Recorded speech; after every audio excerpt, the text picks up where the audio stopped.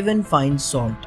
A wealthy merchant gave two fine ships loaded with rich merchandise to his two eldest sons so that they might go out into the world and trade. His youngest son, Evan the Silly, begged and pleaded to be given a ship too.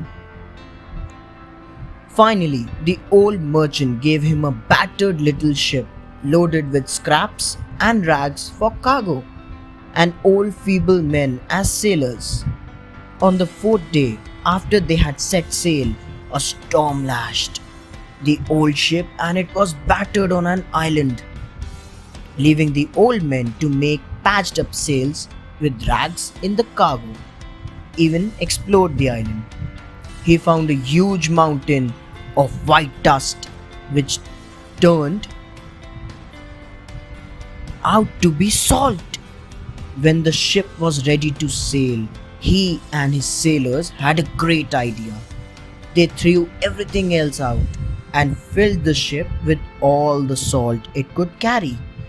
Even made a few packets to show it at ports. The Tsar. They reached a port town where Ivan went to the Tsar and presented the salt for sale. The Tsar laughed that it was just white dust and sent him away. Ivan slipped into the royal kitchen and watched the cooks and the kitchen maids at work.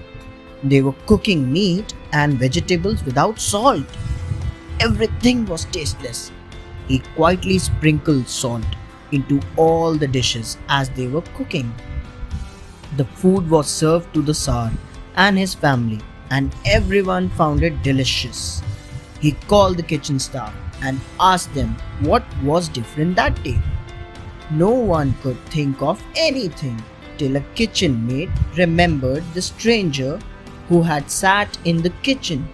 Ivan was called in and he told the Tsar about adding salt into the food.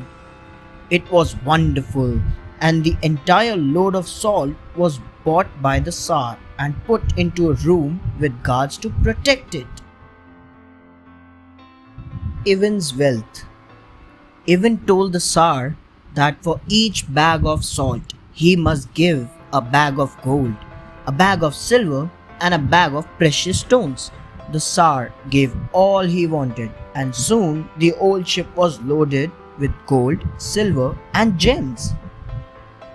The princess was curious about the ship, which looked old and had sails patched with bits of silk and brocade and colored cloths. While she was going through the ship, the old sailors raised anchor and sailed away. The princess burst into tears when she saw they had left her parents and kingdom behind. Ivan comforted her, and soon they were in love. They decided that as soon as they reached home, they would get married. Suddenly, Ivan saw his brothers' ships and hailed them. The two brothers boarded Ivan's ship and were amazed that he had so much wealth and a bride who was a princess. Ivan returns home.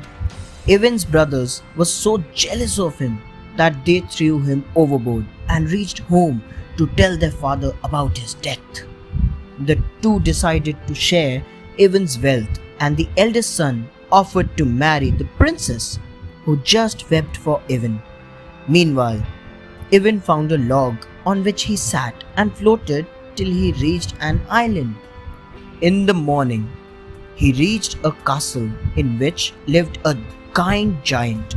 The giant put Ivan on his shoulder and carried him with huge strides through the sea and over land till he reached home.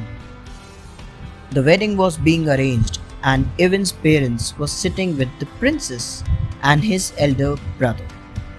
But as soon as she saw him, the princess ran to him, and she would not marry anyone else. The truth was told, and his father drove his two eldest sons out of his house. Ivan married the princess and lived happily ever after. Thanks for watching.